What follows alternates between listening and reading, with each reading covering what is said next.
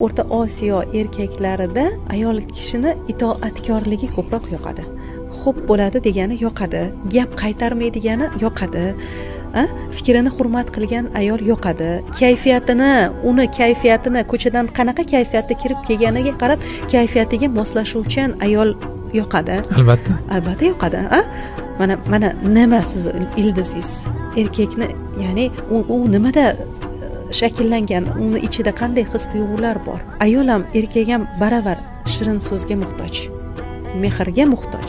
Yigitlarimiz, farzandlarimiz agar onadan kutsa, vaqti soati kelib uylangandan keyin ayolidan kutadi bu narsani va umrini oxiriga qadar, hattoki ayoli vafot etgan erkak ham nima qiladi birinchi o'rinda? Uylanaman deydi. Bu uni xotinbozligidan darakmi?